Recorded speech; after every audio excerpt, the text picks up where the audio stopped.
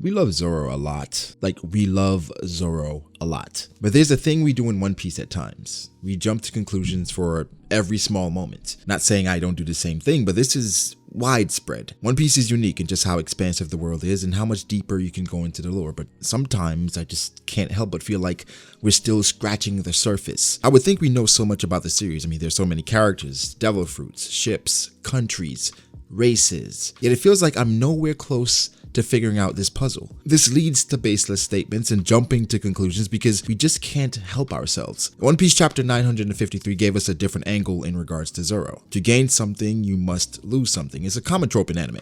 Most notable, Full Metal Alchemist, with equivalent exchange. The good part though is, Zoro isn't new to sacrifice. He might just be the perfect character in One Piece for this moment. Now in One Piece, what is the meaning of sacrifice? That's a whole other topic, but is it your life, pride, your leg? What are you willing to give up? And Zoro has shown that he would give up anything if the person is worth it or if the situation calls for it. Values and ideals, it carries. There's a weight to it. You ever met someone who you disagreed with on a regular basis, but because of their ideals and what they value, you respect them because ambition is nothing to laugh at. Show me an ambitious man and I'll show you a landfill of values. Zoro might be a meathead, but there are things he values and ideals he holds to a high regard that maintain this respect regardless of the situation. You know, in certain situations, because of ideals and values, this person will remain constant. You can trust them. You can say, well, this is a trade-off. This character is stagnant because every time you know what to expect, there is no rapid change. We need change and development for good character. Well, character consistency can be a jewel, and while pre and post timeskip may present this character in a different light, you know where he stands, he meaning Zoro. In 953, Zoro is offered the legendary sword Enma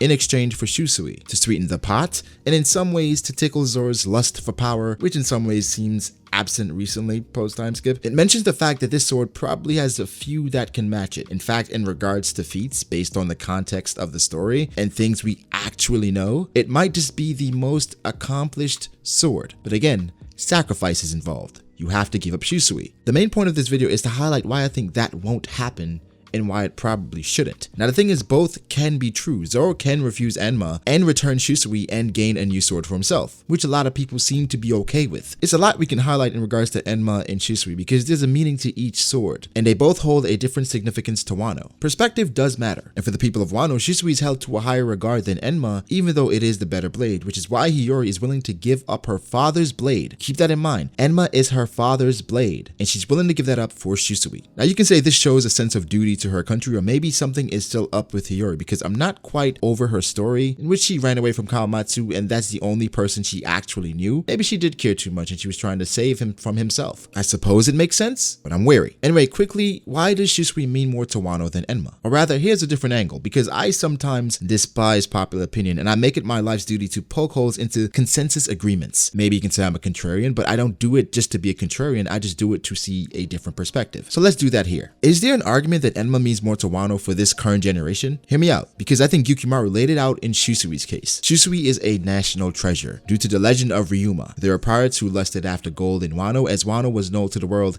as the land of gold. Ryuma apparently defeated all these mighty enemies and changed the perception of Wano to the land of the samurai. It went from a land in which people felt like they needed to pillage to a land that people were wary of simply due to Ryuma's overwhelming strength and feats. The legend of Ryuma casts a large shadow. Due to this, but not only this, as there are several legends about Ryuma, he was named God of the Blade, and after he died, Shusui was laid to rest in a temple as a national treasure. The sword that changed the perception of a country. So its importance to this country is pretty significant. Now, we know that Moria stole this blade along with Ryuma's body, and for that, the people of Wano believe that this led to the downfall of the country. Yukimaru said as much. Removing the blade that changed the world's perception of the nation, in their eyes, led to Kaido's takeover. Is there a possibility that Kaido sought after Wano due to the legend of Ryuma slaying a dragon? Did he stay away for all this time due to the sword being in Wano? Is this personal for Kaido since we know he can turn into a dragon? Was the dragon that was slain an ancestor? All questions we need answers to, but long story short, Shusui means a lot to Wano. Now Enma. It is a completely different perspective because Oden was actually trying to open the borders of Wano, while Shusui was somewhat of a deterrent, or rather what it represented. Enma Enma in itself would not mean as much to the people of Wano. Perhaps they could even despise it. However, we have to understand the impact of Oden and his travels. Due to Oden's liberation of Kuri, his travels with Whitebeard and Roger, the alliance is able to be what it is now. One could say the downfall of Wano was inevitable. However, Oden as a singular entity has provided the pieces directly or indirectly to stand up to the opposition that is Kaido. The scar on Kaido represents hope for the people of Wano. This was caused by Oden. Once Wano is liberated and the borders are opened, people will see just how access to simple information and resources can bolster someone's life. They will come to appreciate what Oden, with the use of Enma, set in motion. With all that said, Shusui is undoubtedly more important to the people of Wano currently. But could that change? I think it may once Wano concludes. But in actuality, what makes the most sense? Well, for one, Shusui chose Zorro. I get that the people of Wano don't acknowledge Zorro as a legend yet, but it will come. Zoro's fight with Ryuma holds some weight. In that battle, Shusui was challenging Zorro. Zorro even said, "My sword may break if this continues." Zorro was able to overcome that. And due to this, and of course the values and ideals that Zorro has, Shusui chose Zorro. It was specifically stated by Ryuma that it would be this katana's long cherished ambition for you to be its master. Zorro accepting Shusui is almost a vow of sort, giving it up just because the people of Wano hold it dear. And quite honestly, they're holding on to somewhat outdated ideologies. Why would you give it up? I get it. The people of Wano don't acknowledge Zorro as a legend yet, but it will come. In hindsight, allowing Zorro to carry on the will of the previous sword god will bring more honor not only to Ryuma, but to Wano. Accepting Enma is a shortcut, and we all know that. For Zorro, it just doesn't make sense. And thematically, it makes even less sense. Why would Zorro be the one to even fight Kaido? Yeah, there's a legend of slaying the dragons and all that, but how does that fit into the story? Would you want Luffy to defeat Mihawk? Then why would you want Zorro to defeat Kaido? Take off your bandana for a second and understand why this cannot happen. Why this will not happen. Let's say Zorro does indeed use Enma to defeat Kaido. Is there fulfillment? Was it through your power or was it the will of the sword? It was specifically stated in One Piece 953. The soul that resides in a katana makes a samurai strong, and that enables him to destroy his enemies. So obviously the soul of Oden lives on in Enma. So if Zorro does accomplish this, was it through his power or was it the will of the sword? Was it destined to happen using that sword? Someone with the aspirations of Zorro, can they live with that while also dishonoring the will of Shusui? The legend of Shusui makes sense for a different era. For now, Enma must be the treasured sword. Regardless of how Kaido is taken down, Enma will be remembered as the catalyst to his defeat and will be the main element that brought Wano out of its turmoil. Zorro will not accept this sword, or in my opinion, he should not accept it. Does Hiyori even have it? What's the catch? There's even more we have to find out, but for right now, I think Enma should be out of the question for replacing Shusui. And let's not even get started on Wado Ichimonji and Sendai Kitetsu. Zorro cherishes his swords. The only reason why he got a new one was because the other one broke. I suppose there's a case for Sendai Kitetsu being exchanged or being traded up for something else, but Zorro currently has no supreme grade swords. I guess that's why a lot of people felt like Zorro should accept Enma to have a supreme grade sword just like Mihawk so he can compete and be on Mihawk's level. I don't think it should be that simple. I don't think it should be that easy. Zorro should have to work and grow for his sword. There's also been mention of the Shodai Kitetsu, but it's speculation that the person who actually owns Shodai Kitetsu is one of the Gorosei. And it's cool that we also saw Nidai Kitetsu in Wano recently. That's a sword that Luffy was playing around with. But for Wado Ichimonji, and why Zorro would never trade that sword out, and that's probably going to be the sword to achieve Black Blade status as well, alongside Shusui, which is obviously already a Black Blade, the significance of that blade. But first thing, we have to understand why Zorro has that blade and how that fits with Zorro's ideals, because I think it goes back to why Zorro should not accept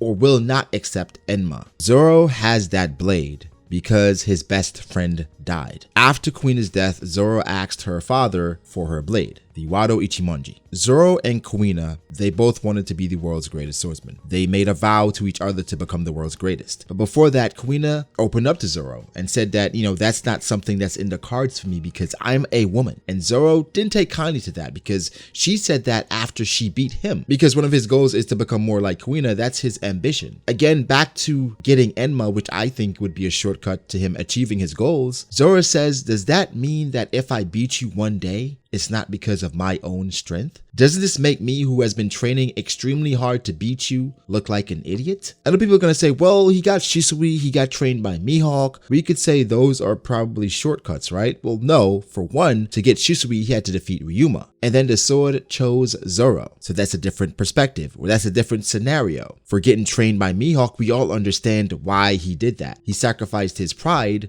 for Luffy. And also, before he was trained by Mihawk, he had to defeat all those baboons. And then, even being trained by Mihawk, while you may say it's a shortcut, he literally had to do the training himself. He still had to work hard. For Zoro, the ultimate sacrifice is hard work. So just getting a named blade just because it had incredible feats, it doesn't match. But those are my thoughts on the whole situation, because people are going crazy with the Enma and Shusui debate, and I had to give you guys my thoughts per usual. We're going to try to go hard this week and give you a video every single day. Guys, please send me your support by following me on Twitter and following me on Instagram. Of course, on Twitter at BragoDAce, on Instagram at BragoD.ace. You can also show further support as you've been doing by liking the video, because that helps a ton. Subscribing, of course, because you can follow me for more content like this. Thank you guys so much for your support. Special shout out to my patrons for helping me and supporting this channel. If you would like to become a patron to support this channel even more, you can check out the link down below. I will be revisiting my rewards for my Patreon to make it more interesting and enticing for everyone and easier for me to accomplish some of these tasks, because some of it is really difficult. So thank you guys so much. Like, subscribe. I'll catch you in the next one. Peace.